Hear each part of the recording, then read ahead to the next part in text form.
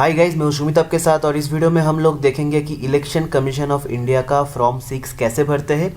तो अगर आप नया वोटर आईडी कार्ड के लिए अप्लाई कर रहे हो या फिर अगर आप आपका निर्णय केंद्र जो है वो अगर बदलना चाहते हो तो आपको फॉर्म 6 जो है वो भरना पड़ेगा।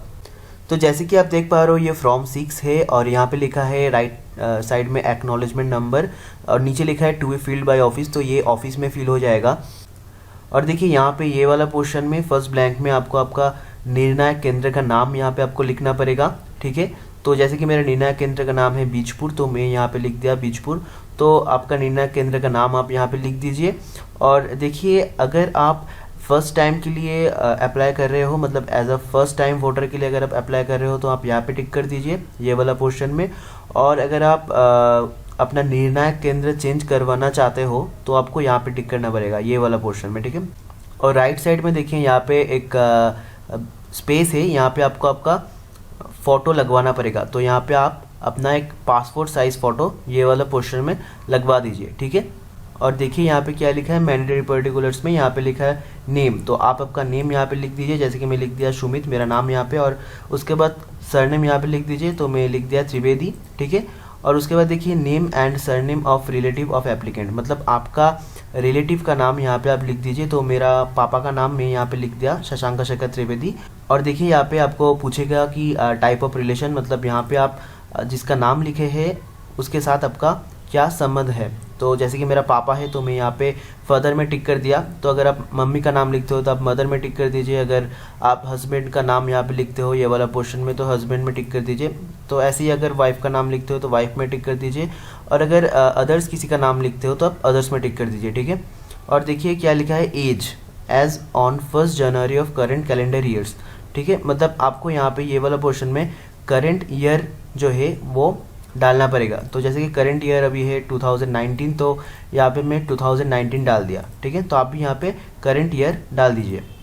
और यहाँ पे आपको आपका एज यहाँ पे डालना पड़ेगा, मतलब ईयर्स कितना है और मंथ्स कितना है करंट ईयर का 1 जनवरी में। ठीक है, तो जैसे कि 2019 का 1 जनवरी में मेरा ईयर होता है 22 और मंथ्स होता है 11 मंथ्स। ठीक है, तो करेंट ईयर का 1 जनवरी में आपका जितना भी ईयर होता है और जितना मंथ्स होता है आप यहाँ पे डाल दीजिए, जैसे कि मैं डाल दिया यहाँ पे। ठीक है, और देखिए यहाँ पे क्या लिखा है डेट ऑफ बर्थ, तो आपको यहाँ पे डेट ऑफ बर्थ डालना पड़ेगा ये वाला पोर्शन में, डेट मंथ और ईयर की फॉर्मेट में। तो मैं यहाँ पे डाल दिया 30/01/1996। ठीक है, और देखिए क्या लिखा है, तो यहाँ पे आपका जेंडर ऑफ एप्लीकेंट, क्या जेंडर है, मेल हो या फिर फीमेल हो या फिर थर्ड जेंडर हो, यहाँ पे आप टिक कर दीजिए।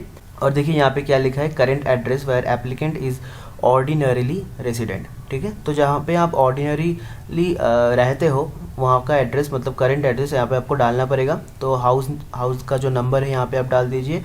फिर आपका स्ट्रीट और एरिया का नाम क्या है, लोकेलिटी का नाम यहाँ पे आप डाल दीजिए। जैसे कि मैं डाल दिया केजीआर पथ जोरा मंदिर। उसके बाद टाउन और विलेज क्या है, तो जैसे कि मेरा टाउन और विलेज जो है, मतलब टाउन जो है वो काचापारा है, और पोस्ट ऑफिस जो है वो भी आपको यहाँ पे डालना पड़ेगा। और उसके बाद यहाँ पे आप पिन कोड डाल दीजिए ये वाला पोर्शन में। कुछ टाइपिंग मिस्टेक की वजह से ये जो है डिजिट्स थोड़ा ऊपर नीचे चला गया है, इसके लिए मैं माफ़ी चाहता हूँ। ठीक है, तो यहाँ पे आप पिन कोड डाल दीजिए। जैसे कि मेरा पिन कोड है 743145। ठीक है, तो मेरा यहाँ पे पिन कोड डाल दिया करेंट एड्रेस का। और उसके बाद यहाँ पे आप डिस्ट्रिक्ट का नाम लिख दीजिए। तो डिस्ट्रिक्ट है नॉर्थ 24 PGS मेरा। ठीक है, और स्टेट का नाम यहाँ पे डाल दीजिए। और उसके बाद आता है परमानेंट एड्रेस, तो जैसे कि मेरा करेंट एड्रेस और परमानेंट एड्रेस सेम ही है तो मैं सब कुछ यहाँ पे सेम ही डाल दिया। हाउस नंबर, फिर स्ट्रीट का नाम, टाउन का नाम, पोस्ट ऑफिस का नाम, फिर पिन कोड, स्टेट और डिस्ट्रिक्ट। तो आपके अगर अलग होता है तो आपको फिर से एक बार भरना पड़ेगा परमानेंट एड्रेस जो है आपका। ठीक है, उसमें हाउस का नंबर क्या है, फिर स्ट्रीट का नेम क्या है, विलेज का नेम क्या है या फिर टाउन का नेम क्या है, पोस्ट ऑफिस क्या है, डिस्ट्रिक्ट क्या है। ठीक है, तो परमानेंट एड्रेस का जो डिटेल्स है यहाँ पे आप भर दीजिए ये वाला पोर्शन में जहाँ पे मैं भर दिया हूँ। और अगर आपका एपिक नंबर रहता है, ठीक है, मतलब अगर आपका voter ID card already issue हो चुका है और अगर आप निर्णय केंद्र जो है वो चेंज करने के लिए अप्लाई कर रहे हो तो डेफिनेटली आपके पास एपिक नंबर होगा। तो एपिक नंबर यहाँ पे आप डाल दीजिए। ठीक है, ये वाला पोर्शन में। और अगर आप न्यूली अप्लाई कर रहे हो तो आप एपिक नंबर यहाँ पे ना डालिए, क्योंकि जनरली आपके पास एपिक नंबर है ही नहीं। उसके बाद देखिए ऑप्शनल पर्टिकुलर्स, जो कि ऑप्शनल है, आप डाल भी सकते हो ना भी डाल सकते हो। जैसे कि डिसेबिलिटी, अगर आपका कुछ विजुअल डिसेबिलिटी है या फिर स्पीच और हियरिंग डिसेबिलिटी है, अगर कुछ भी डिसेबिलिटी है तो आप यहाँ पे डाल सकते हो, ठीक है।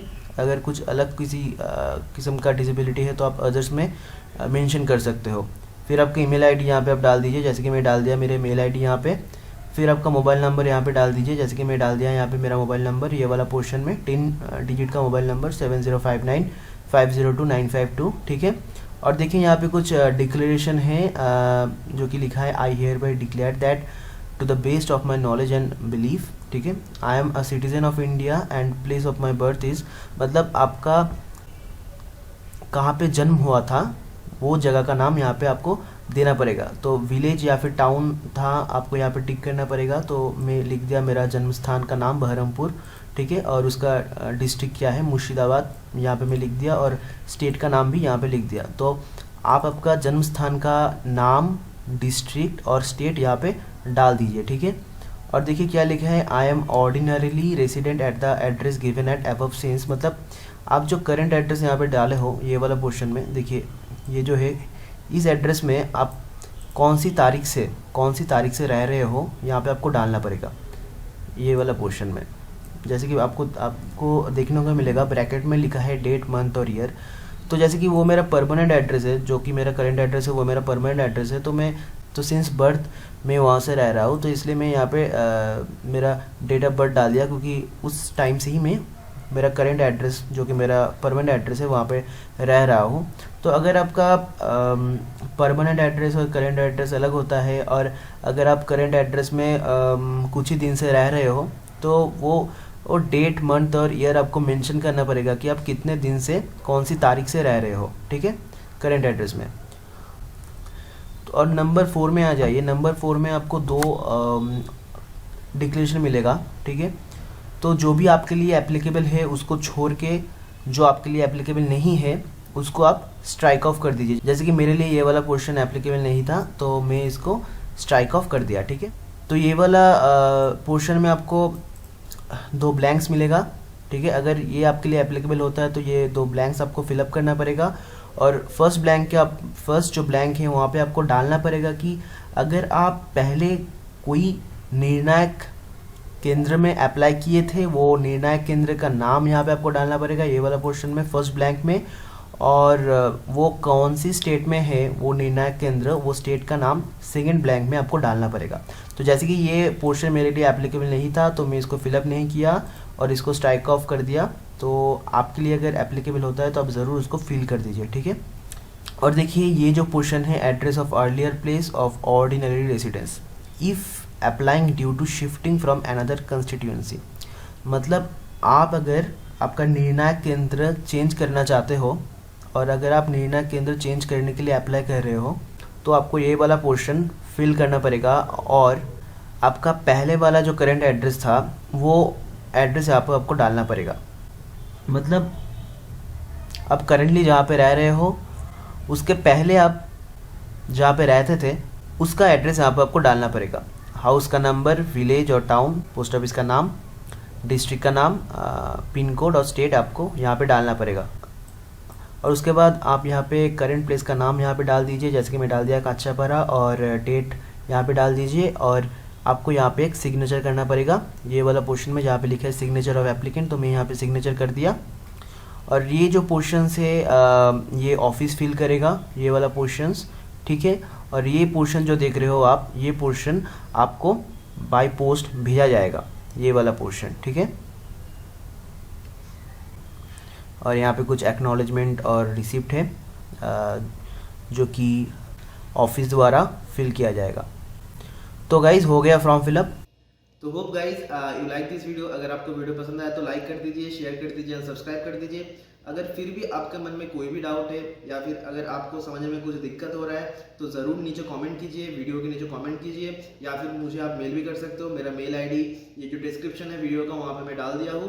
तो I will try to get back to you and मैं ट्राई करूँगा कि आपका जो प्रॉब्लम है वो मैं जल्द से जल्द सॉल्व कर पाऊँ। तो thank you for watching guys, thank you so much.